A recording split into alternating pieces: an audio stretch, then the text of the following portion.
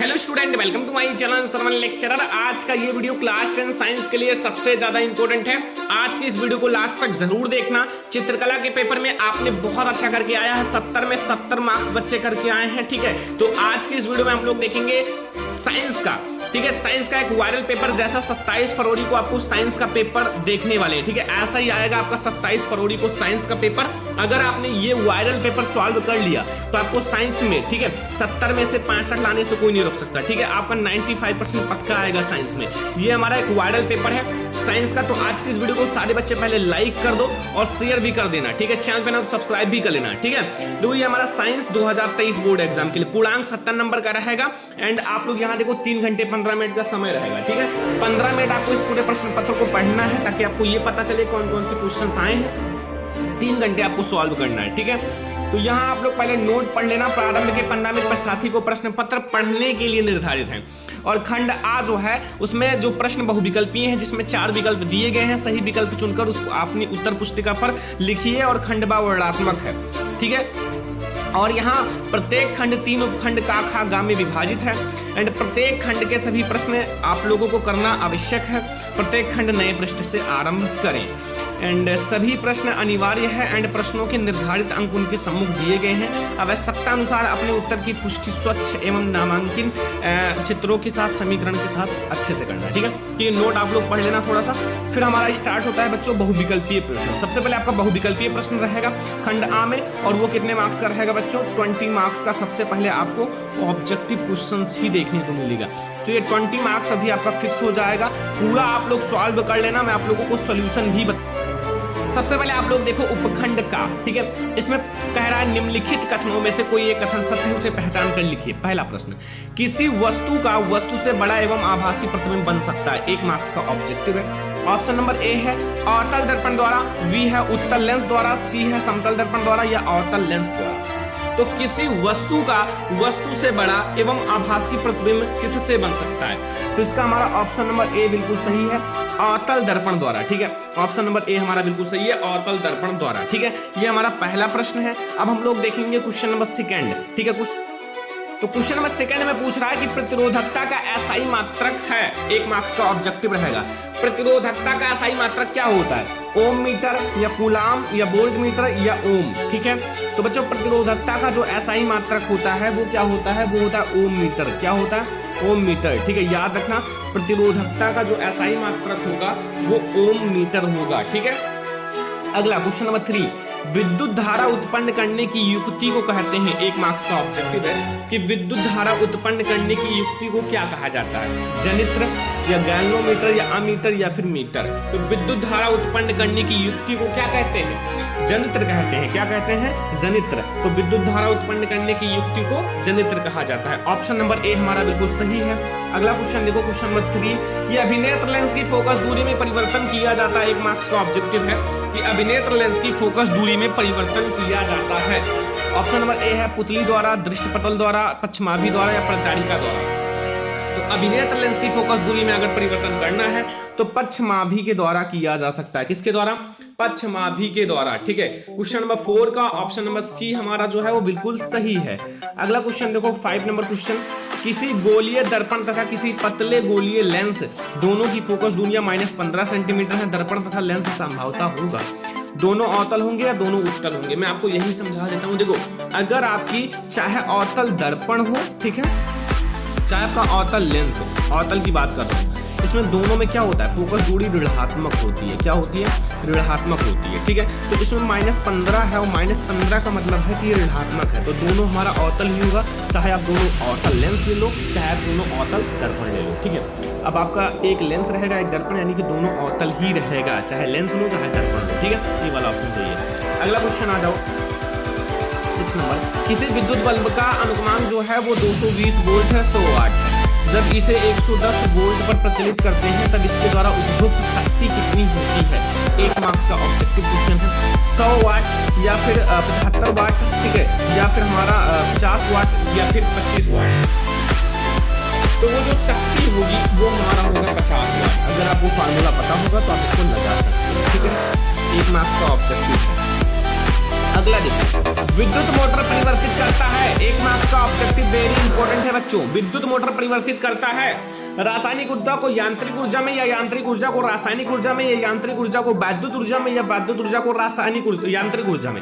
देखो वैद्युत मोटर कैसा होता है, वैद्युत मोटर जो होता है वो मतलब हमारे कार्य को करता है, ठीक है, मतलब वैद्युत को खींचता है अपनी तरफ और हमारे कार्य को करने में मदद करता है।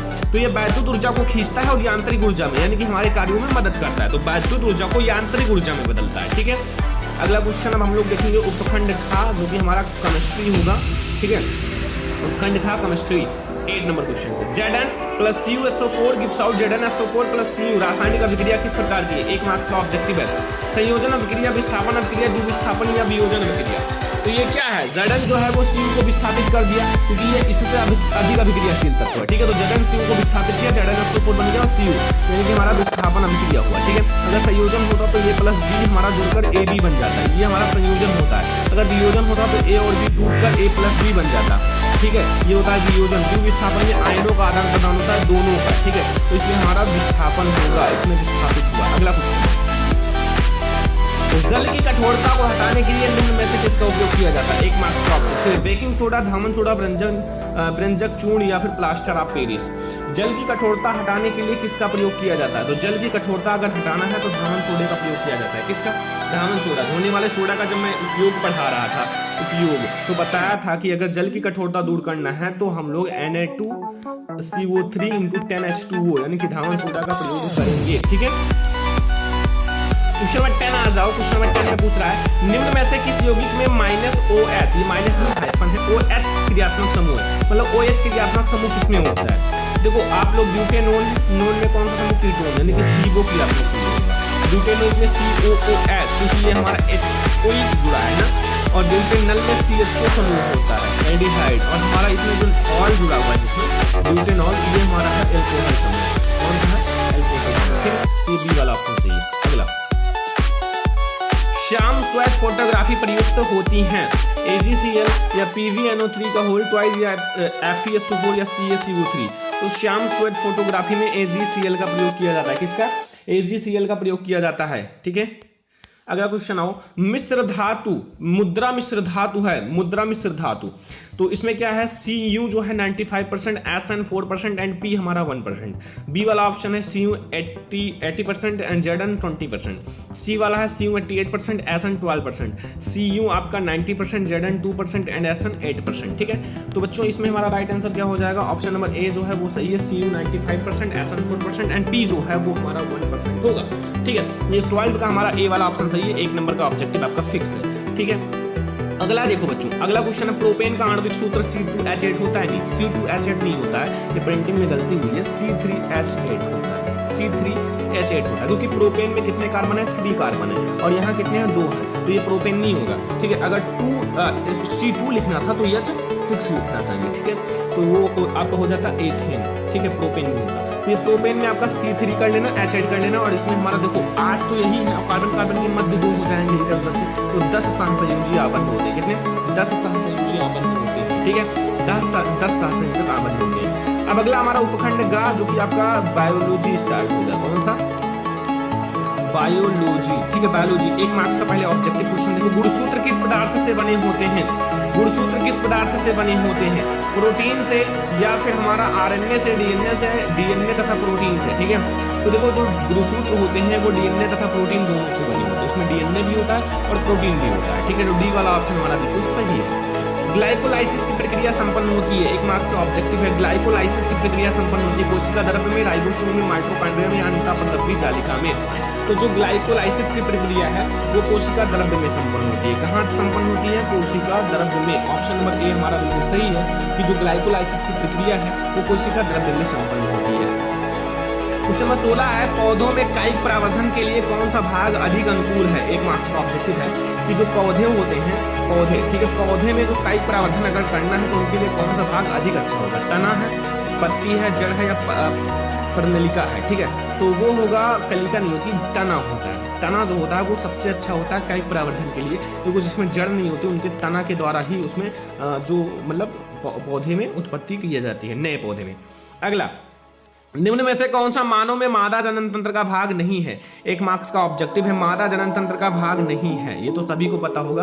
अंडाशय जो है वो मादा जनन तंत्र का भाग है, गर्भाशय भी है, डिंबवाहिनी को आप दूसरा नाम अंडवाहिनी कह सकते हो, जो अंड को द्वार प्रदान करता है, मतलब जाने के लिए वाहन है, मतलब वाहिनी है। लेकिन शुक्रवाहिका जो है वो एक नर जनन तंत्र का भाग है, मेल रिप्रोडक्टिव सिस्टम है, तो इसलिए ध्यान रखना जो शुक्रवाहिका है वो एक नर जनन तंत्र का भाग है। सारे वेरी इंपॉर्टेंट है, जितना क्वेश्चन बता रहा हूं तैयार करके जाना बोर्ड एग्जाम में, अगर छाप कर आना, ठीक है। 70 में 70 फिक्स करके आना, ध्यान रखना, ठीक है। अगला देखो, अगला क्वेश्चन है जीवाश्म ऊर्जा का स्रोत है, जीवाश्म ऊर्जा का स्रोत है बच्चों, जीवाश्म ऊर्जा, पवन ऊर्जा, सौर ऊर्जा, कोयला या जल विद्युत, तो वो हमारा कोयला है जो जीवाश्म ऊर्जा का स्रोत है, ठीक है, जीवाश्म ऊर्जा का। अगला क्वेश्चन है पवन चक्की का उपयोग किन कार्यों को करने में होता है? जो पवन चक्की होता है उनका जो प्रयोग किन कार्यों को करने में होता है? यांत्रिक ऊर्जा, रासायनिक ऊर्जा, दोनों, या फिर हमारा इनमें से कोई नहीं? देखो पवन चक्की जो होता है वो भी हमारे कार्यों को ही करता है, तो ये भी हमारा यांत्रिक ऊर्जा के कार्य में आता है, यांत्रिक कार्य में, ठीक है। ऑप्शन नंबर ए सही है। अगला क्वेश्चन, वे पदार्थ जो जैविक प्रक्रम द्वारा अपघटित हो जाते हैं कहलाते हैं? जैव निम्नीकरणीय, अजैव निम्नीकरणीय, जैव उच्चीकरणीय, आपका इनमें से कोई नहीं, तो बच्चों वो हमारा कहलाते हैं जैव निम्नीकरणीय। क्या कहलाते हैं? जैव निम्नीकरणीय, ठीक है। 20 ऑब्जेक्टिव है बच्चों, 20 ऑब्जेक्टिव ये तैयार करके जाना, अगर बोर्ड एग्जाम में 70 में 70 आपको फिक्स करना है तो, ठीक है। तो ये हमारा है सबसे पहले ऑब्जेक्टिव क्वेश्चन जो आपके बोर्ड एग्जाम के लिए मोस्ट इंपोर्टेंट है, ठीक है। तो ये ऑब्जेक्टिव आप लोग तैयार करके ही जाना। अगर आपको साइंस में 95% लाना है तो ये पेपर बहुत वायरल है और इसका सॉल्यूशन भी मैं आपको प्रोवाइड कर दूंगा, सारा चीजें, ठीक है। तो चलो अब हम लोग देखते हैं आगे। अब आपके आगे वर्णनात्मक प्रश्न। देखो आपको वो वाले जो ऑब्जेक्टिव है उनका आंसर तो ओएमआर शीट पे देना पड़ता है, लेकिन वर्णनात्मक प्रश्न में आप कॉपी लेना, आपको कॉपी दी जाएगी अच्छी सी, ठीक है, सभी को पता है दिया गया होगा। अब वहां आप लोग खंड बा पहले डालना, फिर वर्णनात्मक प्रश्न डाल देना, फिर आप लोग क्या वर्णनात्मक प्रश्न डालो या ना डालो, फिर आप लोग उपखंड का डाल देना, फिर आप लोग लघु उत्तरीय, फिर आप लोग प्रश्नोत्तर संख्या फर्स्ट डाल देना, ठीक है, क्योंकि हमारा फर्स्ट नंबर है, लघु उत्तरीय का फर्स्ट नंबर 4 नंबर का है। दूरदृष्टि दोष किसे कहते हैं? दूरदृष्टि दोष किसे कहते हैं? यह किन कारणों से होता है? इस दोष के निवारण के लिए किस प्रकार के लेंस का प्रयुक्त किया जाता है? किरण आरेख खींचिए, 4 नंबर का। देखो एक होता है निकट दृष्टि दोष बच्चों, एक होता है दूर दृष्टि दोष, दोनों इंपॉर्टेंट है। अब आप तैयार कर लोगे तो आपके लिए फायदा रहेगा। दूर दृष्टि दोष आया है, हो सकता है बोर्ड एग्जाम में निकट दृष्टि दोष आ जाए, थोड़ा सा चेंज कर दे, तो तैयार कर लेना दोनों, ठीक है, सेम ही है। अगर एक तैयार हो गया तो ठीक उसका उल्टा होता है दूसरा, ठीक है। जैसे पता है कि आप लोगों को कि जैसे डीएनए आरएनए में अंतर है, डीऑक्सीराइबोज इसमें डीऑक्सीराइबोज नहीं होता है, ठीक है, राइबोज न्यूक्लिक अम्ल होता है, ऐसे, ठीक है। तो ऐसे आप इसका उल्टा होता है, दूर दृष्टि दूर निकट दृष्टि दोष में 4 नंबर मिल जाएगा, ठीक है। और यहाँ अगला देखो सेकंड नंबर क्वेश्चन, प्रकाश के परावर्तन का नियम लिखिए। जो प्रकाश का परावर्तन का नियम है, और 20 सेंटीमीटर वक्रता त्रिज्या वाले अवतल दर्पण के सामने 5 सेंटीमीटर दूरी पर और 15 सेंटीमीटर दूरी पर कोई वस्तु रखने पर प्रत्येक स्थिति में प्रतिबिंब कहां और कैसा बनेगा? 4 मार्क्स का है, ठीक है। अब दोनों आप सॉल्व कर लेना, ये बहुत ज्यादा आसान है। प्रकाश का परावर्तन का नियम जानते ही हो और फार्मूला आपको पता है। यहां से त्रिज्या, वक्रता त्रिज्या से आप फोकस दूरी निकाल लो एफ निकालने के बाद आप आसानी से सॉल्व कर लेना, ठीक है। यहां आपको 5 सेंटीमीटर दूरी दिया है, 15 सेंटीमीटर बस। अगला देखो तीसरा क्वेश्चन, विद्युत विभवांतर की परिभाषा तथा मात्रक लिखिए। जो विद्युत विभवांतर होता है, विभवांतर, ठीक है, उसकी परिभाषा लिखना है और मात्रक लिखना है। तो परिभाषा और मात्रक, ठीक है। एंड 10 सेंटीमीटर, 20 सेंटीमीटर एंड 10 ओम, 20 ओम और 30 ओम, ठीक है, ये हमारे प्रतिरोध है, आर है, और आर का मात्रक ओम होता है, ठीक है। इसको आप समांतर क्रम में जोड़ो, श्रेणी क्रम में जोड़ो, तो फिर आपको प्रतिरोध की गणना करनी है।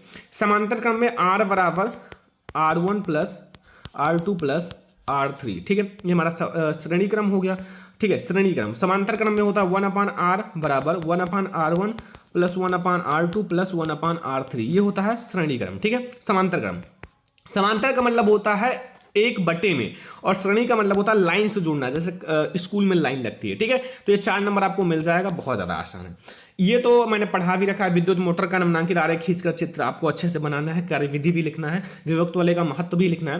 तो ये आपके बोर्ड एग्जाम में आता है। अभी मैं आपको जस्ट इससे पहले वाली वीडियो में पढ़ा दिया है, ठीक है। अभी मैराथन वीडियो आएगा, उसमें बहुत सारी साइंस की मैराथन वीडियो आने वाली, तैयार रहना। अगर साइंस में आपको 100 में 95 लाना है तो, ठीक है, तैयार रहना।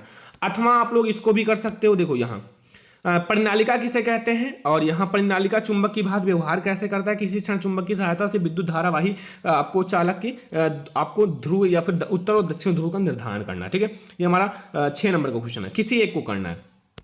अब हमारा हो जाता है केमिस्ट्री स्टार्ट।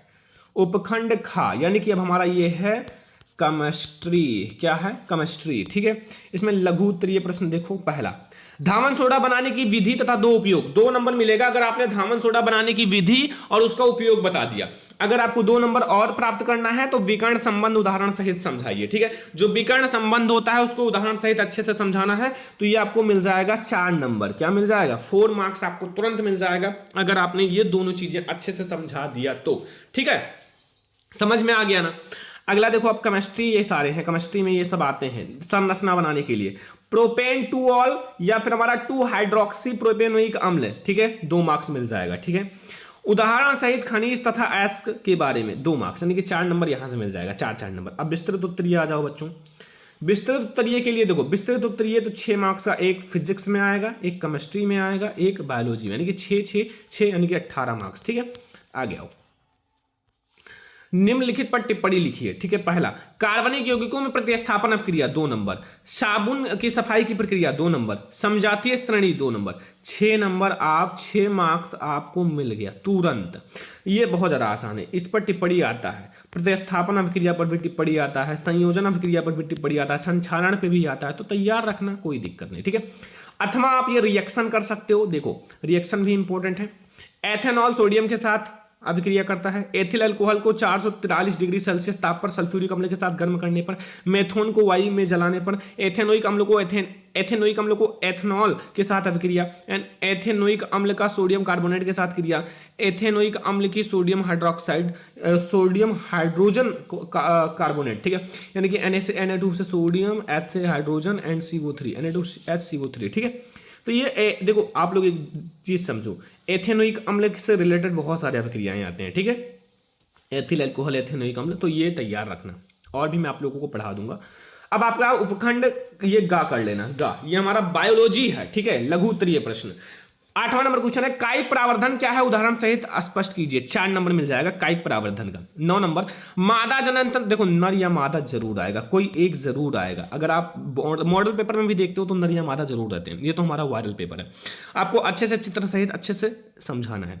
क्वेश्चन नंबर 10 देखो, जीवाश्म में क्या है, जैव विकास प्रक्रम के विषय में क्या दर्शाते हैं। 4 नंबर। ठीक है, अब आगे 6 नंबर वाले क्वेश्चन है, कोई एक करना है। पाचन तंत्र तो बच्चा जरूर ही आता है। विस्तृत उत्तरीय प्रश्न देखो, 11 नंबर में पूछ ही रहा है यही, कि मानव पाचन तंत्र का निम्नांकित आरेख आपको चित्र बनाकर आमाशय क्षुद्रांश में होने वाले पाचन क्रिया का वर्णन करना है। 6 मार्क्स मिल जाएगा। अथवा आप करो, पादपों में परिवहन से आप क्या समझते हैं, पौधों में जल, भोजन अथवा अन्य पदार्थों का स्थानांतरण को स्पष्ट कीजिए। 6 नंबर, किसी दोनों में से कोई एक करना है, 6 नंबर मिल जाएगा। ठीक है, तो ये हमारा पूरा साइंस का एक वायरल पेपर, और सॉल्यूशन तो आप लोग इसका जानते ही होंगे, नहीं जानते हो तो कमेंट कर देना। और आप लोगों के लिए एक मैराथन वीडियो आने वाला है, सभी लोग तैयार रहना मैराथन वीडियो के लिए शाम को। ठीक है, एंड आप लोगों का जो बोर्ड एग्जाम ने मॉडल पेपर जारी किया उसका पूरे का सॉल्यूशन भी वीडियो आने वाला है। तो पहले चैनल को सब्सक्राइब करके रखो ताकि एक भी वीडियो आप छोड़ो ना, और सारा बोर्ड एग्जाम में एक भी क्वेश्चन छोड़ करना हो। ठीक है, साइंस में हम लोग 95% कसम खा लो कि लाना है। ठीक है, तो आज के इस वीडियो को सारे बच्चे लाइक भी कर देना, शेयर भी कर देना, अगर चैनल पे ना तो सब्सक्राइब भी कर लेना। ये सारे बहुत ज्यादा इंपॉर्टेंट क्वेश्चन है। तो चलो हम लोग मिलेंगे ऐसे ही और बहुत सारे नेक्स्ट इंपॉर्टेंट वीडियो में इंपॉर्टेंट वीडियो के साथ। तब तक के लिए धन्यवाद।